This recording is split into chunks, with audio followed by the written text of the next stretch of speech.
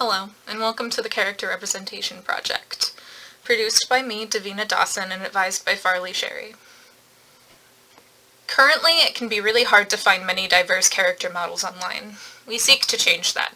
The Character Diversification Project focuses on 3D modeling stylized characters of color, while also paving the way for this project being continued in years to come. The main challenge here is producing these models in an authentic and respectful way.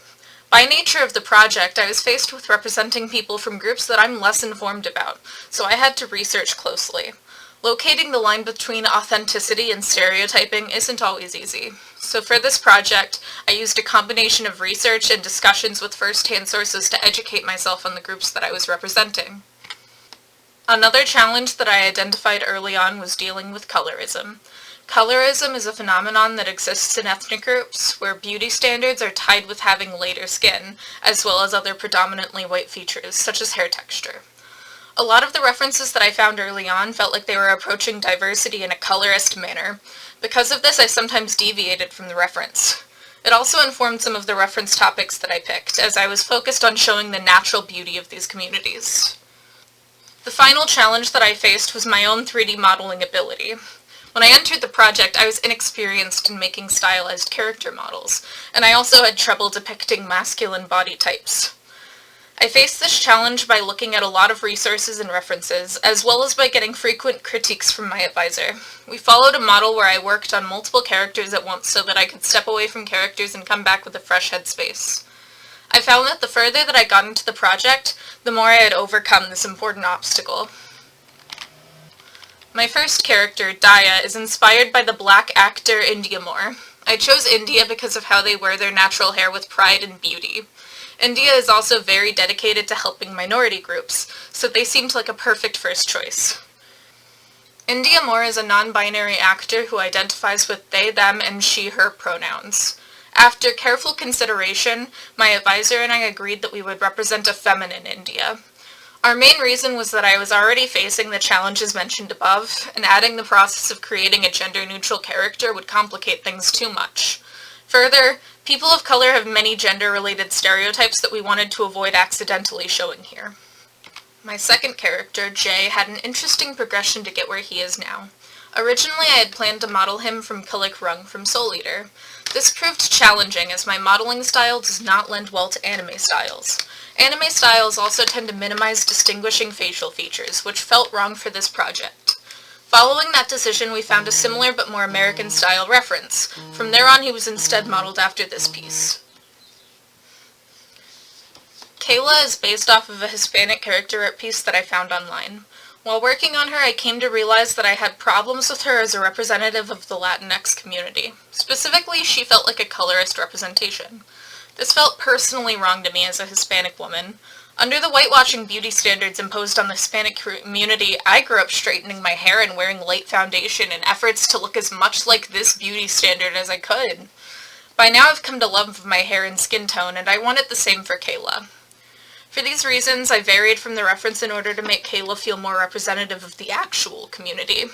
I deviated from the reference by darkening her skin a few shades, as well as by giving her a different, more authentic hairstyle.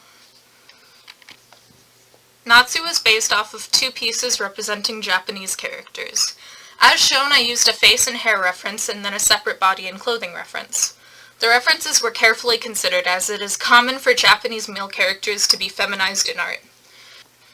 As various Asian communities are also prone to colorism, we chose his face reference because of his predominantly Asian features. Combining these two felt like the best way to represent him. From the start of this project, I knew that I wanted to depict a Muslim woman wearing a hijab. Middle Eastern Muslim characters are often either omitted or vastly misrepresented in media. When Muslim characters are depicted, they are often characterized as meek, shy, and old-fashioned. My advisor and I were determined to deviate from that characterization. For that reason, we had to be more creative with our character reference. For that reason, we chose the left reference for the body reference, as well as the right reference for the clothing and style reference. This came together to inspire Samira. Adonis came about through more intent to explore representation of men of color.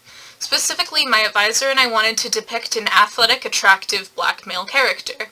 As black men are often feminized in media, we found it important to include a black male character that was distinctively masculine in his attractiveness. This reference stood out as an attractive, masculine black man, so that's why we picked him.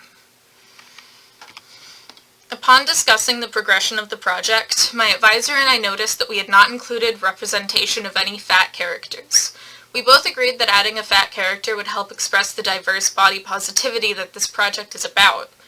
As large black women are often over-sexualized in media, we chose to commission her reference directly from another artist.